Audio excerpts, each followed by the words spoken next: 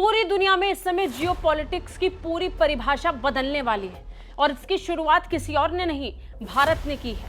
जिस रूस और भारत को अलग करने की पश्चिमी देशों की पुरानी कोशिश एक्सपोज हुई, उसी बीच भारत और रूस ने अपनी दोस्ती को और प्रगाढ़ कर पूरी दुनिया के सामने तस्वीर दिखाकर बता दिया कि ये दोस्ती इतनी आसानी से टूटने वाली नहीं है जिसकी कोशिश की जा रही है।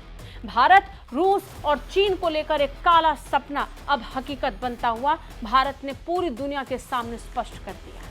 नमस्कार, वंदे भारत, भारत तक देख रहे हैं आप। आपके साथ मैं हूं सांची त्यागी और आप देखना शुरू कर चुके हैं आपका पसंदीदा शो दुनिया वाले। दुनिया वाले में आज बात दुनिया के उन 3 देशों की जिस समय अमेरिका को बेचैन कर रहे हैं। भारत ने कैसे अपने संबंधों को चीन के साथ धीरे धीरे और मजबूत करने की दिशा में कदम बढ़ाते हुए फैसले लेने शुरू कर दिए हैं, उस पर हम बात करेंगे। साथ ही बात करेंगे कि जिस रूस और भारत को अलग करने का सपना अमेरिकी राष्ट्रपति डोनाल्ड ट्रंप देख रहे थे, कैसे उनके टैरिफ वाले फैसले की वजह से ये दोनों देश एक दूसरे के और करीब आ गए। समझने की ये भी कोशिश करेंगे कि रूस, चाइना और भारत अगर एक साथ आ जाते हैं तो इससे अमेरिका पर क्या असर पड़ेगा। शुरुआत सबसे आखिरी सवाल से ही करेंगे। अगर भारत, रूस और चीन एक साथ आ जाएं तो क्या होगा? वही होगा जो अमेरिका के विदेश मंत्री द्वारा ट्वीट कर भारत और अमेरिका की दोस्ती को लेकर बयान जारी करते हुए कहा जा रहा है। अमेरिकी विदेश मंत्री मार्को रूबियो बयान जारी करके कह रहे हैं कि भारत और अमेरिका के संबंध मजबूत हैं, लेकिन हकीकत से परे अमेरिका से एक बहुत बड़ी गलती हो चुकी है और शायद अब ये बयान कम से कम उस हकीकत को झुठला नहीं सकते जो पिछले कुछ दिनों में भारत के साथ धोखेबाजी कर अमेरिका ने भारत पर एक अच्छा खासा और बड़ा टैरिफ भारत पर लगाया है, उसे भारत कभी भूलने वाला नहीं। मार्को रूबियो बयान जारी करके भले ही इस बात को दोहरा रहे हों कि अमेरिका के साथ कैसे अलग अलग क्षेत्रों को लेकर भारत के संबंध हैं, लेकिन हकीकत यही है कि अब क्रैक पड़ चुका है और कोई भी दवा इस क्रैक को भर नहीं सकती है। अब कितनी भी कोशिश अमेरिका और अमेरिका के मंत्री कर लें, वो इसमें कामयाब नहीं होंगे, क्योंकि यहाँ तो रशिया, इंडिया, चाइना ट्राइलेटरल गठबंधन शुरू हो चुका है, वो भी चीन से।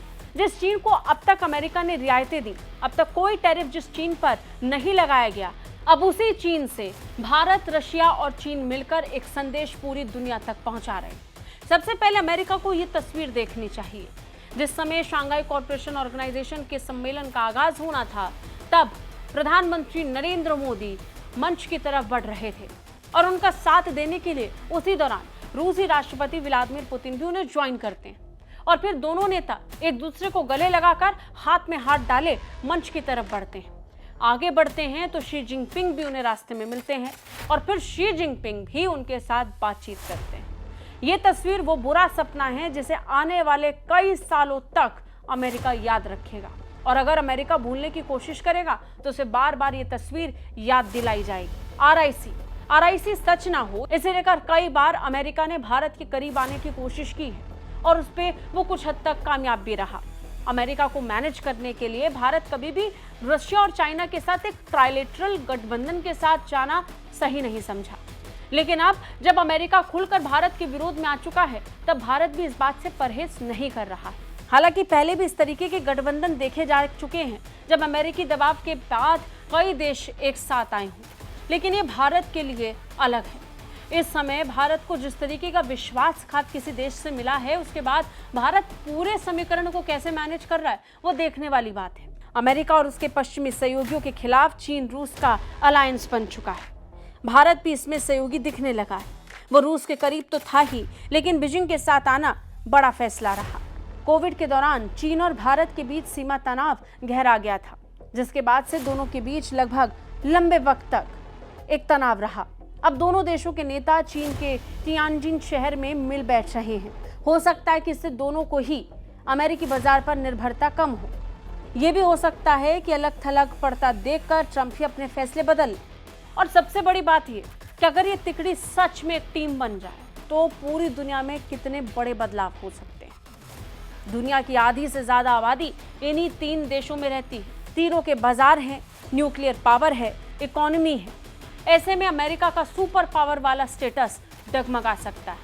सामंजस्य बैठ जाए तो रूस, भारत, चीन मिलकर अमेरिका की नींद उड़ा सकते हैं और अमेरिका में ही तबाही मचा सकते हैं। पूरी दुनिया के बाजार पर भारत, चीन और रूस का कंट्रोल हो सकता है। अमेरिका ये बात अच्छे से समझता है। हालांकि इतना आसान भी नहीं है। चीन भारत के अपने बॉर्डर विवाद हैं, इधर रूस भी कई बार यूएस के करीब दिखता है। कुल मिलाकर सबसे अपने हित और अहित हैं जो वक्त के साथ बदलते दिखाई पड़ते हैं। लेकिन यही जियोपॉलिटिक्स की परिभाषा भी है। जियोपॉलिटिक्स की कुछ स्थिर परिभाषा नहीं है।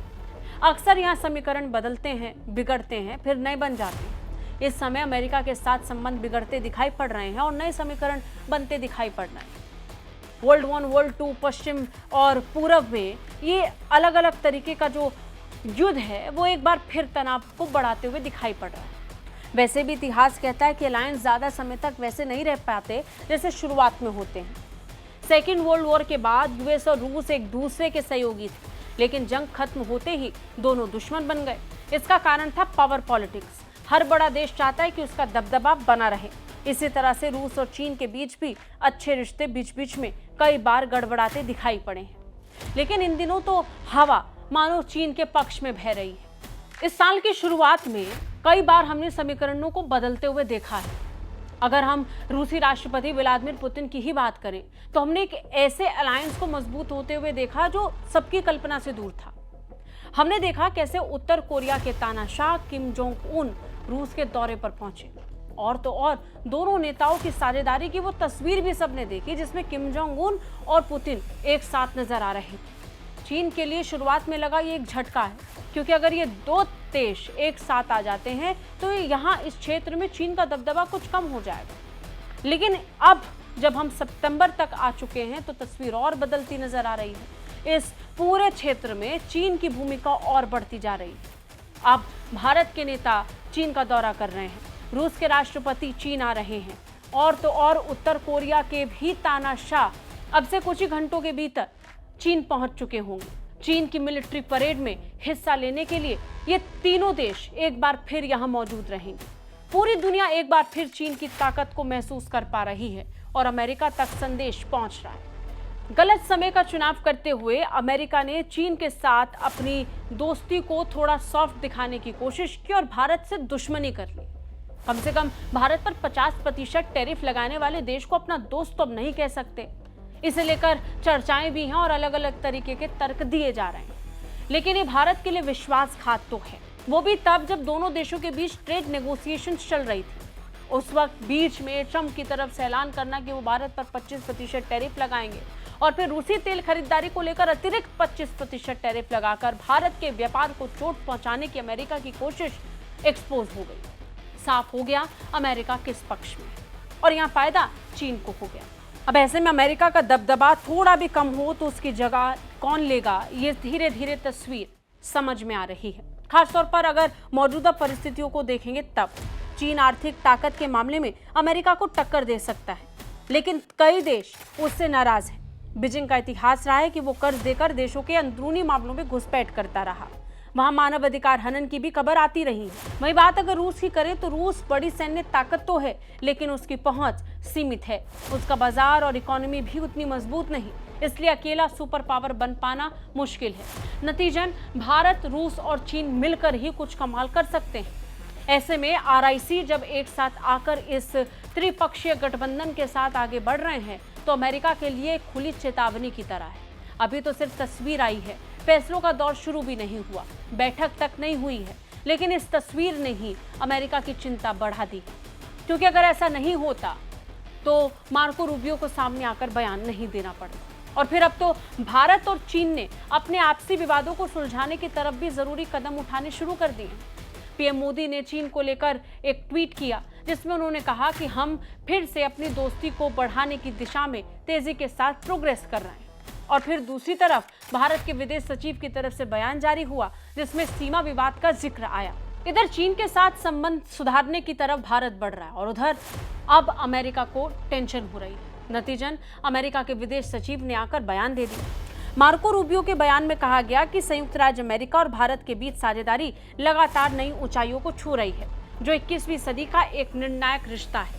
इस महीने हम उन लोगों, प्रगति और संभावनाओं पर प्रकाश डाल रहे हैं जो हमें आगे बढ़ा रहे हैं। इनोवेशन और उद्यमिता से लेकर रक्षा और द्विपक्षीय संबंधों तक, ये हमारे दोनों देशों के लोगों के बीच की स्थायी मित्रता ही है जो इस यात्रा को ऊर्जा प्रदान करती है। रूबियो ने कहा कि इस महीने अमेरिका भारत में ऐसे लोगों, प्रगति और संभावनाओं पर ध्यान केंद्रित किया गया है जो दोनों देशों के बीच सहयोग को आगे बढ़ा रहे हैं। इस महीने का हवाला देते हुए मार्को रूबियो भारत के साथ संबंधों का लगातार हवाला दे रहे हैं, लेकिन सच्चाई से दूर भागते हुए।